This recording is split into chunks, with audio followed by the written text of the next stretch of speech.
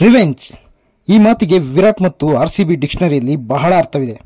ವಿರಾಟ್ ತಮ್ಮ ಯಾವುದೇ ರಿವೆಂಜ್ ಕೂಡ ಪೂರ್ತಿ ಮಾಡದೆ ಬಿಟ್ಟಿದ್ದು ಹಿಸ್ಟ್ರಿಯಲ್ಲೇ ಇಲ್ಲ. ಹಾಗೆ ಆರ್ಸಿಬಿ ಕೂಡ. ಮೊನ್ನೆ ಬೆಂಗಳೂರಿನಲ್ಲಿ ಪಂಜಾಬ್ ಆರ್ಸಿಬಿಯನ್ನು ಸೋಲಿಸಿದ ಸೇಡನ್ನು ಆರ್ಸಿಬಿ ಕೇವಲ 48 ಗಂಟೆಗಳ ಒಳಗೆ ಪಂಜಾಬ್ನ ಹೋಮ್ ಗ್ರೌಂಡ್ಗೆ ನುಗ್ಗಿ ಪಂಜಾಬ್ ಸೋಲಿಸಿ ತನ್ನ ತವರಿನ ಸೋಲಿಗೆ ಸೇಡು ತೀರಿಸಿಕೊಂಡಿದೆ. ಈ ಗೆಲುವಿನೊಂದಿಗೆ ಆರ್ಸಿಬಿ 2025ರ ಐಪಿಎಲ್ನಲ್ಲಿ ಸತತ 5ನೇ ಅವೇ ಗೇಮ್ನಲ್ಲಿ ಗೆಲುವು ಸಾಧಿಸಿದಂತಾಗಿದೆ. ಟಾಸ್ ಗೆದ್ದ ರಜತ್ ಪಾಟಿದಾರ್ ಬೌಲಿಂಗ್ ಆಯ್ಕೆ ಮಾಡಿಕೊಂಡರು. ಈ ಮ್ಯಾಚ್ನಲ್ಲಿ ಆರ್ಸಿಬಿ ಪರವಾಗಿ ಲಿವಿಂಗ್ಸ್ಟನ್ ಬದಲಿಗೆ ರೋಮಿಯೋ ಶಿಫರ್ಡ್ ಅವರಿಗೆ ಆಡುವ ಅವಕಾಶ ದೊರೆತಿತ್ತು. ಬ್ಯಾಟಿಂಗ್ ಬಂದ ಪಂಜಾಬ್ ಕಿಂಗ್ಸ್ ಉತ್ತಮ ಆರಂಭ ಪಡೆಯಿತು.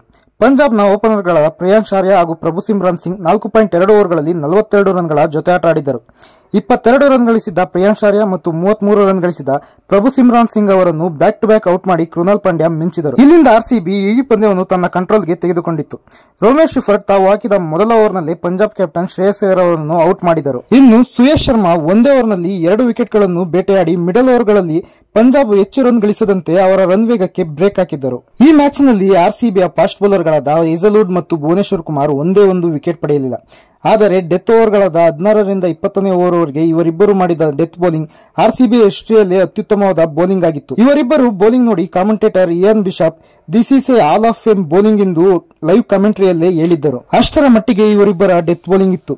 ಏಕೆ ಗೊತ್ತೇ, ಕಡೆಯ 4 ಓವರ್ನಲ್ಲಿ ಇವರಿಬ್ಬರು ನೀಡಿದ್ದು ಕೇವಲ ಒಂದೇ ಒಂದು ಸಿಕ್ಸರ್, ಅದು ಕೂಡ 20ನೇ ಓವರ್ನ ಕೊನೆಯ ಬಾಲ್ನಲ್ಲಿ. ಕಡೆಯ 4 ಓವರ್ಗಳಲ್ಲಿ ಇವರಿಬ್ಬರು ಪಂಜಾಬ್ಗೆ ಬಿಟ್ಟು ಕೊಟ್ಟಿದ್ದು ಕೇವಲ 28 ರನ್ ಮಾತ್ರ. 17ನೇ ಓವರ್ ಬೌಲ್ ಮಾಡಿದ ಭುವಿ 5 ರನ್, 18ನೇ ಓವರ್ನಲ್ಲಿ ಹೇಜಲ್ವುಡ್ 6 ರನ್, ಮತ್ತೆ 19ನೇ ಓವರ್ನಲ್ಲಿ ಭುವಿ 7 ರನ್ ನೀಡಿದರೆ ಜೋಶ್ ಹೇಜಲ್ವುಡ್ ತಮ್ಮ ಕೋಟಾದ ಕಡೆಯ ಓವರ್ನಲ್ಲಿ 10 ರನ್ ನೀಡಿದರು. ಅಂತಿಮವಾಗಿ ಪಂಜಾಬ್ 20 ಓವರ್ನಲ್ಲಿ 6 ವಿಕೆಟ್ ನಷ್ಟಕ್ಕೆ 157 ರನ್ ಮಾತ್ರ ಗಳಿಸಿತು.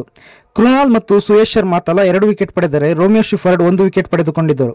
158 ರನ್ ಚೇಸಿಗೆ ಬಂದ ಆರ್ಸಿಬಿಗೆ ಆರ್ಶದೀಪ್ ಮತ್ತೆ ಸಾಲ್ಟ್ ಅವರನ್ನು ಔಟ್ ಮಾಡಿ ಶಾಕ್ ಕೊಟ್ಟರು. ಆದರೆ 2ನೇ ವಿಕೆಟ್ಗೆ ಜೊತೆಯಾದ ವಿರಾಟ್ ಕೊಹ್ಲಿ ಮತ್ತು ದೇವದತ್ ಪಡಿಕ್ಕಲ್ ಜೋಡಿ 69 ಬಾಲ್ಗಳಲ್ಲಿ 103 ರನ್ಗಳ ಪಾರ್ಟ್ನರ್ಶಿಪ್ ನೀಡಿ ಆರ್ಸಿಬಿ ಗೆಲುವನ್ನು ಸುಲಭಗೊಳಿಸಿದರು. ಪಂಜಾಬ್ ಬೌಲರ್ಗಳ ಬಾಲ್ಗಳನ್ನು ಗ್ರೌಂಡ್ನ ಮೂಲೆ ಮೂಲೆಗೂ ಒಟ್ಟಿದ ಕನ್ನಡಿಗ ದೇವದತ್ ಪಡಿಕ್ಕಲ್ ಅಬ್ಬರದ ಆಟ ಆಡಿದರು. 4 ಸಿಕ್ಸರ್ಗಳನ್ನು ಬಾರಿಸಿ 2023ರ ನಂತರ ಐಪಿಎಲ್ನಲ್ಲಿ ತಮ್ಮ ಮೊಟ್ಟಮೊದಲ ಹಾಫ್ ಸೆಂಚುರಿಯನ್ನು ಬಾರಿಸಿದರು. 35 ಬಾಲ್ನಲ್ಲಿ 61 ರನ್ ಚೆಚ್ಚಿ ಹರ್ಪ್ರೀತ್ ಬ್ರಾ ಬೌಲಿಂಗ್ನಲ್ಲಿ ಔಟ್ ಆದರು. ದೇವದತ್ ಔಟ್ ಆದ ನಂತರ ಚೇಸಿಂಗ್ ಜವಾಬ್ದಾರಿ ವಹಿಸಿಕೊಂಡ ವಿರಾಟ್ ತಮ್ಮ ನ್ಯಾಚುರಲ್ ಆಟದ ಮೂಲಕ ಮಿಂಚಿದರು. ಸ್ಕ್ರೀಸ್ನಲ್ಲಿ ಸೆಟಲ್ ಆಗಿ ನಿಂತ ವಿರಾಟ್ ಐಪಿಎಲ್ನಲ್ಲಿ 67ನೇ ಬಾರಿಗೆ 50 ರನ್ಗಳ ಗಡಿ ದಾಟಿದರು. ಇದರೊಂದಿಗೆ 66 ಬಾರಿ 50+ ಸ್ಕೋರ್ ಬಾರಿಸಿ ಐಪಿಎಲ್ ಇತಿಹಾಸದಲ್ಲಿ ಅತಿ ಹೆಚ್ಚು 50 ಬಾರಿಸಿದ ಡೇವಿಡ್ ವಾರ್ನರ್ ಅವರ ಹೆಸರಿನಲ್ಲಿದ್ದ ರೆಕಾರ್ಡ್ ಅನ್ನು ಬ್ರೇಕ್ ಮಾಡಿ ಮತ್ತೊಂದು ರೆಕಾರ್ಡ್ ಮಾಡಿದರು. ಚೇಸ್ ಮಾಸ್ಟರ್ ವಿರಾಟ್ 54 ಬಾಲ್ನಲ್ಲಿ 7 ಬೌಂಡರಿ ಹಾಗೂ 1 ಸಿಕ್ಸರ್ ಸಹಿತ 73 ರನ್ ಬಾರಿಸಿ ನಾಟ್ಔಟ್ ಆಗಿ ಉಳಿದರು. ಅಂತಿಮವಾಗಿ ಆರ್ಸಿಬಿ 18.5 ಓವರ್ಗಳಲ್ಲಿ 3 ವಿಕೆಟ್ ನಷ್ಟಕ್ಕೆ 159 ರನ್ ಬಾರಿಸಿ ಹೋಮ್ ಗ್ರೌಂಡ್ ಇಂದ ಆಚೆ ಅವೇ ಗೇಮ್ಗಳಲ್ಲಿ ಸತತ 5ನೇ ಗೆಲುವನ್ನು ಪಡೆಯಿತು. ಇದರೊಂದಿಗೆ ಬೆಂಗಳೂರಿನಲ್ಲಿ ಪಂಜಾಬ್ ನೀಡಿದ್ದ ಏಟಿಗೆ ತಕ್ಕ ಎದುರೇಟನ್ನು ಆರ್ಸಿಬಿ ನೀಡಿತ್ತು.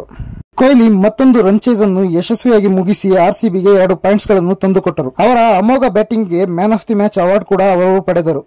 ಆರ್ಸಿಬಿ ಎಲ್ಲ ಅವೇ ಮ್ಯಾಚ್ಗಳನ್ನು ಗೆದ್ದು ತಾನು ಆಡಿದ 8 ಮ್ಯಾಚ್ಗಳಲ್ಲಿ ಒಟ್ಟು 5 ಗೆಲುವು ಮತ್ತು 3 ಸೋಲಿನೊಂದಿಗೆ ಒಟ್ಟು 10 ಪಾಯಿಂಟ್ಸ್ಗಳನ್ನು ಕಲೆ ಹಾಕಿದೆ.